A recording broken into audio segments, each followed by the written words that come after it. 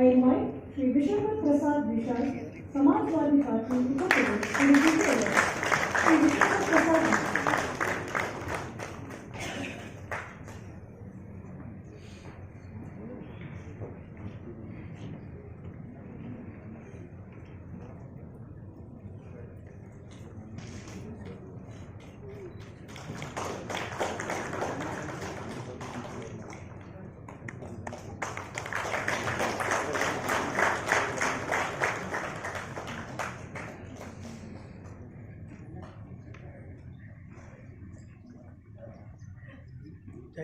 I invite Srimati Chaya.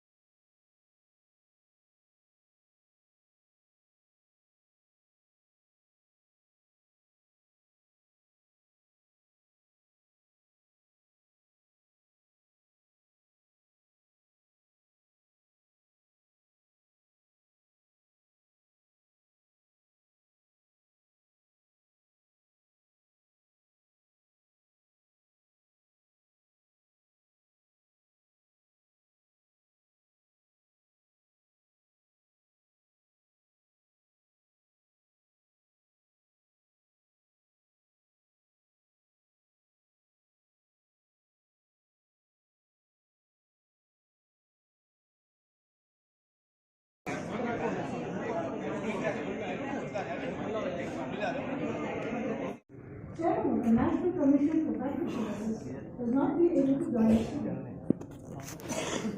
The Sanskrit Ratna Awards was an initiative that stemmed from the vision of the late President of India, Dr. APJ Abdul Kalam. It was Dr. Kalam's vision to recognize the work of elected representatives for their performance and participation in the Parliament. Shri K. Srinivasan,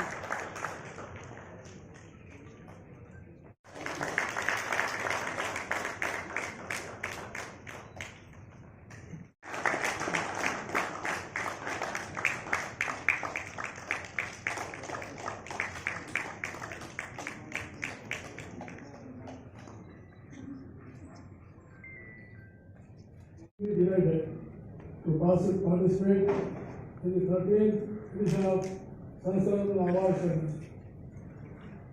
I congratulate all individual awardees and the parliamentary committee who received the awards. Sridhar Raj, General Secretary of Sanskrit Ratna Awards.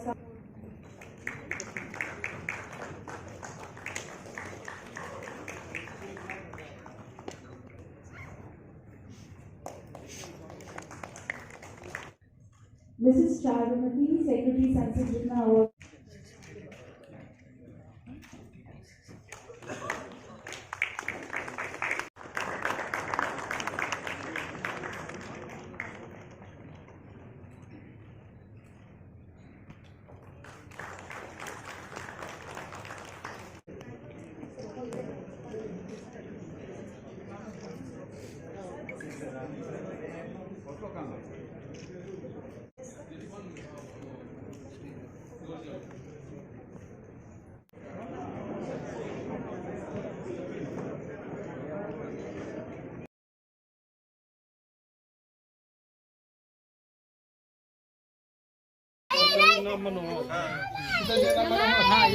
Mobile number है आपका? ये तीनों एक लोग एक लोगों का number और आपकी लड़ाई लड़ेंगे। आए मुख्यमंत्री जी सीधे एक दूसरे घर होकर निकल गए, किसी के नहीं गए, सीधे रास्ता गए।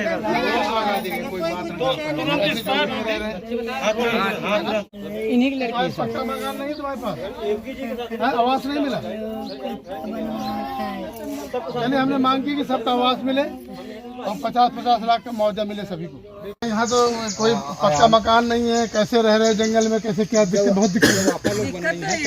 सरकार बनाएंगे तभी तो हम लोग के बनेगा। हम तो पहली बार आए, हम तो बुंदेलखंड से वहाँ से बांध आते हैं, बहुत दूर चुनाव चल रहा है तो हमने कहा मैं भी बिरादरी का निषादे हूँ, मैं राजपाल कस्तर बिरादरी के हैं, तो हम लोग इसलिए चले आए बिरादरी के नाते की हम ही लोग हैं, हम ही तो लोग तो निषादे हैं, आपको भाई बंद तो हम लोग तो हैं, इसीलिए हम पूछ रहे हैं आपको। हम लोग को तो दिक्कतें तो यहाँ बहुत है, लेकिन हम लोग का सुनवाई कोई नहीं कर रहा। वोट लेने के लिए सब लोग आ जाते हैं कि हमको वोट दे दो। श्री विश्वम्बर प्रसाद निषाद जी। धन्यवाद उपसभापति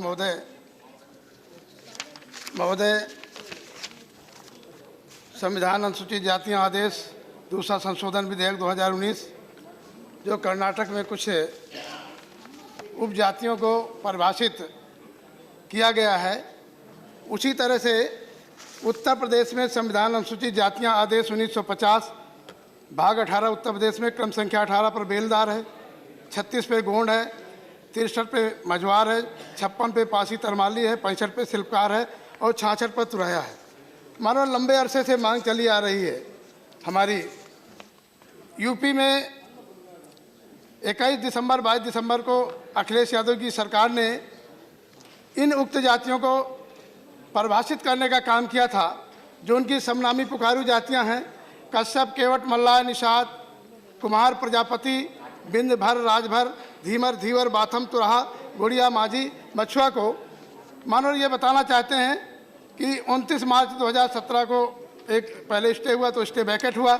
इसके बाद 24 जून 2019 को एक उत्तर प्रदेश की सरकार ने आदेश जारी किया कि इनको परिभाषित न करके इनको जोड़ा जाए, तो वहाँ विसंगत पैदा हो गई और कोर्ट ने स्टे कर दिया।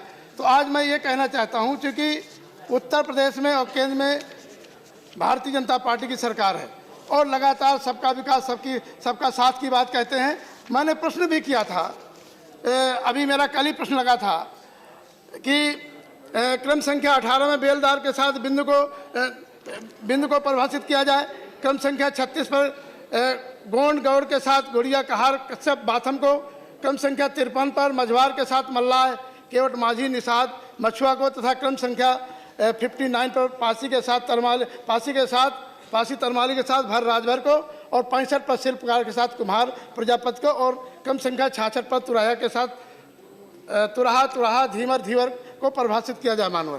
क्योंकि मानवर जो देश में जो सूची बनी है, कहार त्रिपुरा में अनुसूचित जनजाति में है, केवट उड़ीसा, त्रिपुरा, पश्चिम बंगाल में अनुसूचित जनजाति में है, मल्लाह दिल्ली में जो है अनुसूचित जाति में है, और इसी तरह से बिंद जो है पश्चिम बंगाल में है, और माझी जो है छत्तीसगढ़ मध्य प्रदेश में है, और भर, राजभर छत्तीसगढ़ और मध्य प्रदेश, महाराष्ट्र में गोंड है, मानवर, कुम्हार जो है मध्य प्रदेश में है। तो हमारी मांग है मानवर, अभी ये हमारे 17 जातियों के लोग कल जंतर मंतर में 11 दिसंबर को हजारों की तादाद में जंतर मंतर में आए थे और धरना दे के मांग कर रहे थे।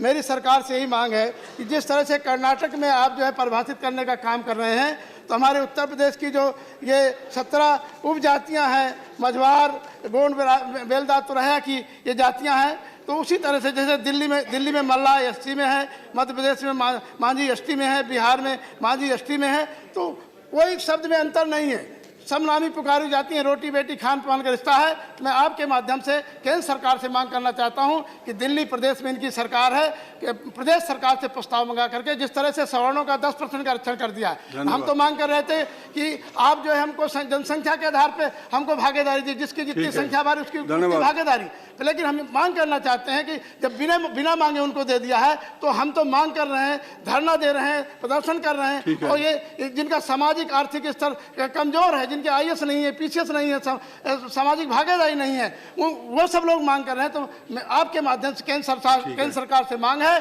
कि जो 17 उपजातियां हैं उत्तर प्रदेश की पिछड़ी जातियां जो परिभाषित करने का मामला है, तो आप जो है केंद्र सरकार को देने का कष्ट करें कि इन जातियों को अनुसूचित जाति का प्रमाण पत्र बनाने के आदेश देने का कष्ट करें। धन्यवाद। स्पीकर श्री विशंभर प्रसाद निषाद।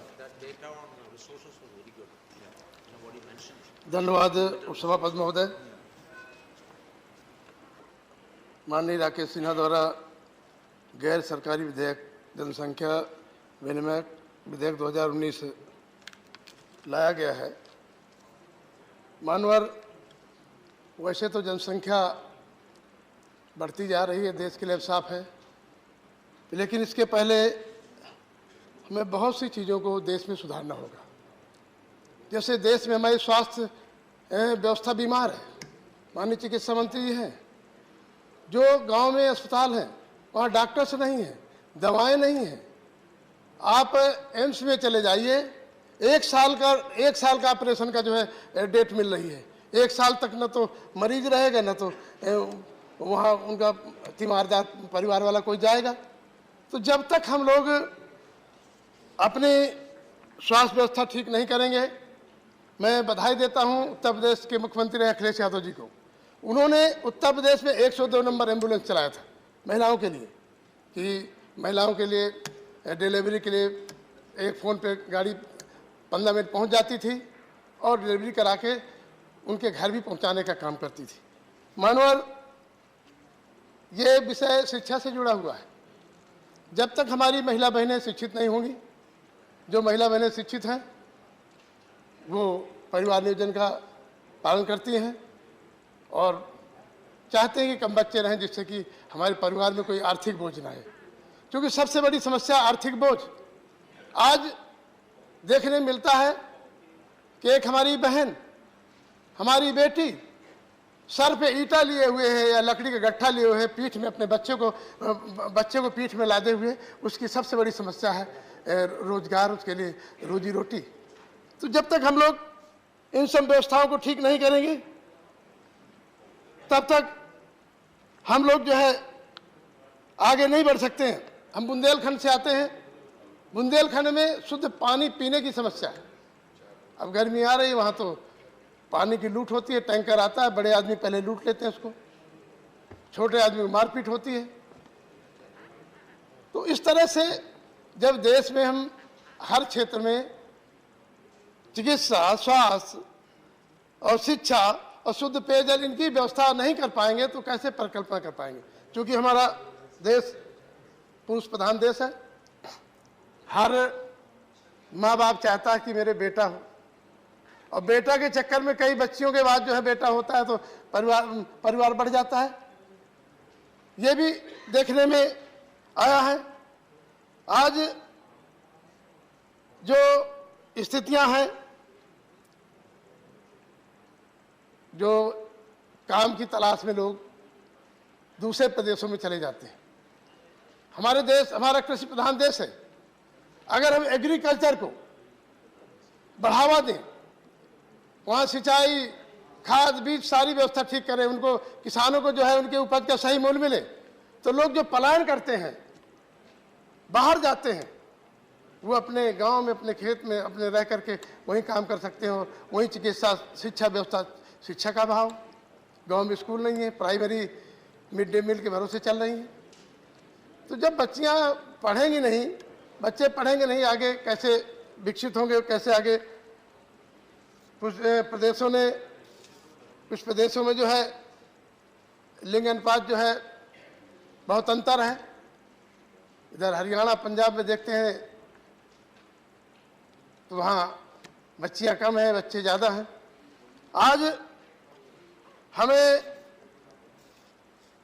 इन सब चीज़ों से परिवार नियोजन की योजनाएं जो हैं जो देश में चल रही हैं, मैं माननीय मंत्री से मैं कहना चाहूँगा कि मंत्री जी, चाहे प्रदेश सरकार हो चाहे केंद्र सरकार हो, परिवार नियोजन के बारे में जब तक आप जागरूक करने का अभियान नहीं चलाएंगे, केवल कागज़ पे कैंप चलते हैं, कागज़ पे आपकी दवाएं और जो भी इक्विपमेंट है परिवार नियोजन चलते हैं।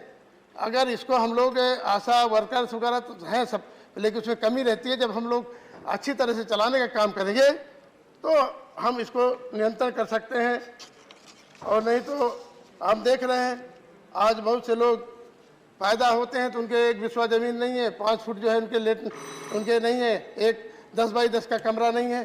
तो हमें सबसे पहले उनकी मूलभूत सुविधाओं की व्यवस्था करनी चाहिए, तभी हम जनसंख्या नियंत्रण कर पाएंगे। नेक्स्ट इज विश्वेंद्र प्रसाद नहीं। माननीय उपसभापति जी, आपने मुझे मजदूर संहिता 2019 में बोलने के लिए मौका दिया है, मैं आपको धन्यवाद देता हूं। माननीय मंत्री जी ने जो 32 श्रम कानून हैं उनको 4 कोर्स में रखने का काम किया है। इसमें कुछ शंकाएं हैं। इन्होंने जो धारा 42 में कहा है कि सदस्यों के रूप में स्वतंत्र व्यक्तियों का प्रस्ताव है, लेकिन ये स्पष्ट नहीं है कि ये स्वतंत्र व्यक्ति कौन हो सकते हैं। हालांकि ये राज्य और केंद्र सरकार द्वारा मनोनीत सदस्य होंगे, लेकिन इसमें योग्यता का कोई विवरण नहीं है, और ऐसा लगता है कि राज्य जिसे चाहे इस पद के लिए योग्य मान सकती है। मानो जो मजदूरों के काम करने वाले थे ठेकेदार आ जाएंगे, जो बड़े बड़े ठेकेदार हैं, जो मजदूरों के ठेकेदार हैं, माफिया हैं, वो इसके मनोनीत सदस्य हो जाएंगे। तो आज पूरे देश में, आज जिस हम पार्लियामेंट में बैठे हैं, ये मजदूरों की ही देन है, मजदूरों ने बनाया है। आज दुनिया के जितने भी आप देख रहे हैं मजदूर बना के खड़ा किया है, आज उनके मिनिमम वेजेज पे हम लोग चर्चा कर रहे हैं। आज बाजार में क्या रेट हैं, मजदूरी के महंगाई कहाँ पहुँच गई है, उनके बच्चों की पढ़ाई लिखाई दवाई सुरक्षा। हम तो बुंदेलखंड से आते हैं, क्योंकि बुंदेलखंड में घाटे की खेती हो रही है, किसान भी मजदूर के रूप में ईंटा भट्टा के रूप में जा रहा है, कहीं ईंटा गारा करने जा रहा है बड़े शहरों में। ये स्थिति है। पढ़े लिखे नौजवान 18 करोड़ से ज़्यादा जो नौजवान बेरोजगार आज हम जब ट्रेनों में जाते हैं तो जो बेड रोल वाले होते हैं उनसे पूछते हैं कि भाई कितना पैसा मिलता है, उनका ठेकेदार को मैंने शिकायत कर दिया तो मुझे काम से हटा दिया। तो मंत्री जी, ये है परेशानियां। आज जो नौकरियां, सरकारी नौकरियां कम होती जा रही हैं, संविदा पे नौकरियां हो रही हैं, तो जो पढ़े लिखे लोग हैं, जो योग्य व्यक्ति हैं, उनको अकुशल मजदूर में ढकेला जा रहा है और उनको पर्याप्त मजदूरी नहीं मिल रही। ठेकेदार तय करता है कि आपको इतने रुपए में हम महीने में रखेंगे और छुट्टी का पैसा नहीं देंगे। अगर वो ठेकेदार पैसा काटता है, उसका शोषण करता है, उसके दंड के खिलाफ इसमें कहाँ व्यवस्था है? उसके लिए क्या करेंगे? आज पूरे देश में मैं गया था, वापी गया था, गुजरात में, सूरत में, सब जगह ठेकेदार हैं, मजदूरों के बंगलौर में ठेकेदार हैं। वो करोड़ों रुपए कमाते हैं, कंपनियों से लेते हैं ज्यादा पैसा और उनको आधा पैसा देते हैं और उनका शोषण करते हैं। तो ये सब सारी बातें इसमें नहीं है, क्योंकि मानो जो महंगाई है, बाजार रेट, हम तो कहेंगे कि विश्व स्तर पे आप देखिए क्या मजदूरों की शान है। मजदूर अच्छे मकान पे रहता है, उनका सम्मान होता है। आज विश्व स्तर पे आप सोच ला रहे हैं, तो विश्व स्तर पे मजदूरों की मजदूरी बढ़ानी चाहिए और पूरे देश में एक रूपता रहनी चाहिए। ऐसा नहीं जगह के स्थान पे, स्टेट के आधार पे आप अलग अलग रख रहे हैं। महिला पुरुष का भेदभाव होता है, महिला को कम पैसा मिलता है, पुरुष को ज़्यादा पैसा मिलता है। तो इसमें आपको ध्यान देने की जरूरत है। मानवर, आज हम ये देख रहे हैं, आपने चर्चा किया होटल में काम करने, ढाबे में काम करने वाले, घरों में काम करने वाले तमाम सेक्टर के लिए आपने अपने भाषण में चर्चा किया। लेकिन आज देश में जो है, कोई अगर घर के काम के लिए कोई मजदूर जाता है तो उससे नहीं पूछते कि भाई कौन सा काम करना है, पहले उससे पूछते हैं कि किस जात के हो, कौन से धर्म के हो। ये जाति धर्म पूछी जाती है। तो इसके लिए कोई है आपके उसमें एक्ट में प्रावधान कि जाति धर्म न पूछा जाए, उससे कहा जाए कि अगर दलित है, अल्पसंख्यक है तो उसको काम में नहीं लिया जाएगा, उसको कहते हैं भाई हमारे यहाँ दलितों का काम नहीं है, हम दलित का छुआ हुआ हम खाना नहीं खा सकते, हम उसको सफाई में नहीं रख सकते, अपने किचन में नहीं रख सकते। ये सब सारी चीज़ें हैं। इतना ही नहीं, मानवर आज इतने कड़े कानून होने के बाद बताइए चाइल्ड लेबर के लिए आपने ख़त्म किया क्या? नहीं ख़त्म है। आप चले जाइए, चाहे जिस ढाबे में चले जाइए, चाहे घरों में चले जाइए, यहाँ माननीय सदस्य बैठे हैं, मैं ज़्यादा बात ना करूँगा, सबके घरों में चेकिंग करा लीजिए, देखिए जाके तमाम चाइल्ड लेबर काम कर रही है। इसको कंट्रोल करने की आवश्यकता है, इसको ख़त्म करने की आवश्यकता है। और जो मजदूर पूरे परिवार सहित माइग्रेट करता है, हमारे बुंदेलखंड की समस्या है सबसे ज़्यादा, उनके बच्चे, पत्नी, वो सब काम में उनके साथ सोशल अत्याचार होता है। उनकी सुरक्षा के लिए क्या इंतजाम है, उनकी चिकित्सा के लिए क्या इंतजाम है, उनकी पढ़ाई लिखाई के लिए क्या इंतजाम है। जो भट्ठा मजदूर ले जाता है तो उसके लिए जंगल में, खेत में भट्ठा है, वहाँ न तो पढ़ाई का इंतजाम है, न तो कोई चिकित्सा का इंतजाम है, न तो वहाँ उनकी सुरक्षा का इंतजाम है, उनके साथ अन्य अत्याचार शोषण होता है। मानो इतना ही नहीं, आज जो जोखिम भरे काम है, जो जोखिम भरे काम है, उसकी मजदूरी बाजार में चले जाइए, उसकी मजदूरी अलग है। आपने चर्चा किया, मैंने उसमें देखा कि आपने कहा जैसे भट्ठा मजदूर, खेतिहर मजदूर, गटर नाले साफ करने वाले, सीवर साफ करने वाले, घरेलू मजदूर। तो गटर नाले साफ करने वाले, आज तमाम कानून बने होने के बाद सरकार मशीनें नहीं ला पाई, आज मौतें हो रही हैं, मर रहे हैं मजदूर जबरदस्ती। यहाँ तक जब कोई कैजुअलिटी होती है, बाढ़ आ गई है, बाढ़ में जो मृत्यु होती है, पूरे देश में सब जगह बाढ़ है, जब कोई कैजुअलिटी होती है तो वहाँ पर पुलिस जाती है और मजदूर को जबरदस्ती पकड़ के उसको शराब पिला करके उसको कहते हैं कि जाओ उसको लाश को उठा के लाओ, कुएं में अगर कोई गिर गया उसको उठा के लाइए। तो ऐसे जोखिम भरे मजदूरों की सुरक्षा के लिए क्या आपने इंतजाम किया? इसमें सड़क पुल निर्माण करने वाले ठेकेदारों, अक्सर हम लोगों ने देखा, व्यवहारिक बताए मंत्री जी, कोई भी मालिक, चाहे बिल्डर हो, सड़क बनाने वाला, पुल बनाने वाला हो, या मजदूर ठेकेदार हो, अगर उसको घाटा हो जाता है, मजदूर का पैसा दबा के रखता है, और जब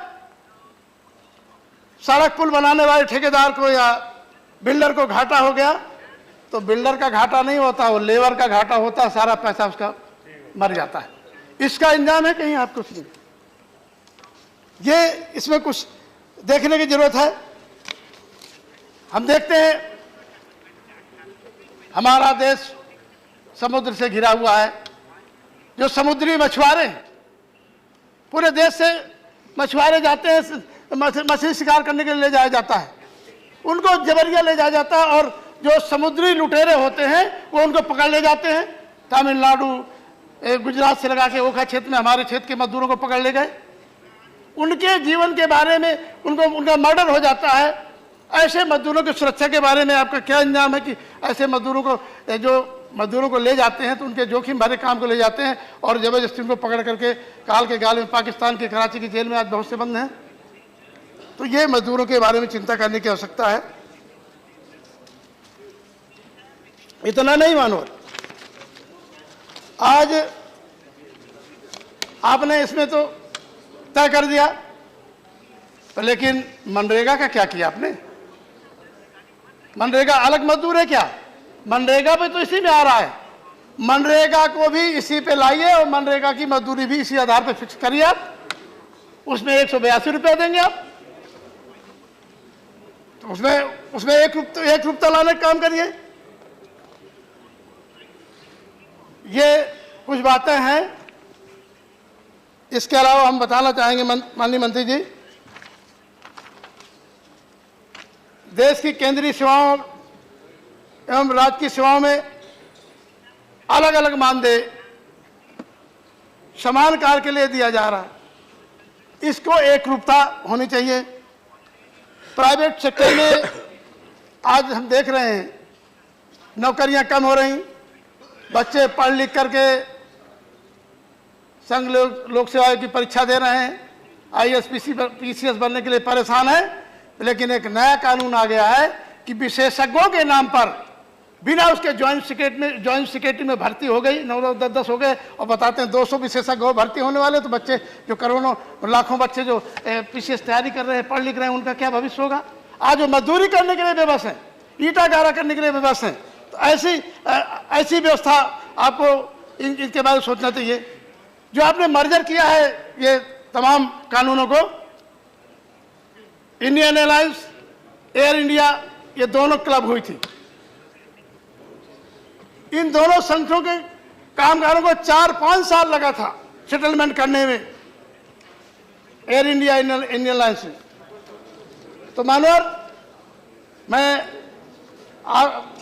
सभापति उपसभापति महोदय, मैं आपके माध्यम से मैं कहना चाहता हूं कि सरकार कहती है 1 नेशन 1 इलेक्शन, एक देश होना चाहिए। तो हम कहना चाहते हैं right to health, right to education, right to information, तो क्यों ना हो right to wages, right to wages होना चाहिए। मजदूर को कॉमन वेज होना चाहिए, पूरे देश का एक समान होना चाहिए। इन्हीं शब्दों के साथ मैं माननीय मंत्री चाहूंगा कि जब बोलेंगे इसमें कुछ संशोधन करें। Thank you. जो असंगठित क्षेत्र के मजदूर हैं, इनकी परेशानियां हैं, इन्हीं शब्दों के साथ अपनी बात खत्म कर दूं। मैं आज अपने राष्ट्रीय अध्यक्ष माननीय अखिलेश यादव जी को, अपने प्रोफेसर साहब को और जया जी को और अपने पार्टी के कुलीग जो हमारे साथ रिटायर हो रहे हैं, सुखराम जी, रेवती रमन सिंह जी को मैं बधाई देता हूं। मुझे दूसरी बार राज्यसभा में प्रोफेसर साहब नेताजी ने, अखिलेश जी ने भेजने का काम किया। मैं तो सोच भी नहीं सकता था कि मैं राज्यसभा में आऊँगा। लोकसभा में 1996 में 11वीं लोकसभा में एक बार रहा हूँ और हमने सदस्य के रूप में अपने सभी सदन के नेताओं से बहुत कुछ सीखा। यहाँ की परंपराएं, कैसे बोलना है, और माननीय उपसभापति जी आपने बहुत संरक्षण दिया, हम लोगों को बहुत बुलवाने का काम किया। तमाम ऐसे मौके आए जिसमें हम लोगों ने चाहे संकल्प के माध्यम से, चाहे बिल के माध्यम से, चाहे प्रश्नों के माध्यम से, चाहे जीरो और विशेष उल्लेख के माध्यम से, तमाम हम लोग मामले जो गरीब जनता के हैं, ख़ास तौर पर हम लोगों ने OBC वर्ग के लोगों को जाति जनगणना कराने के लिए और उनको संख्या के आधार पर भागीदारी दिलाने के लिए हमने यहाँ बात रखी। और हम लोग लगातार, मैंने जो उत्तर प्रदेश में 17 पिछड़ी जातियाँ हैं उनको OBC में परिभाषित करने का मामला मैंने प्राइवेट मेंबर बिल के रूप में लाया और कई नियमों में कई बार लाया। और हम लोग चाहते हैं कि जो देश में विसंगतियाँ हैं, जो शिक्षा की कमी है, देश में समान शिक्षा हो, जिससे गांव गरीब गुरबा के लोग भी सदन में सब जगह अपनी भागीदारी ले सकें। और मैं अंत में यही अपने पार्टी नेताओं को सबको बधाई देते हुए, और मैं प्रोफेसर साहब को, अपने राष्ट्रीय अध्यक्ष जी को, कि हम लोग दूसरी बार यहाँ आए, अब पार्टी जो भी हमें जिम्मेदारी देगी निष्ठा ईमानदारी के साथ हम लोग अपना निर्वहन करेंगे।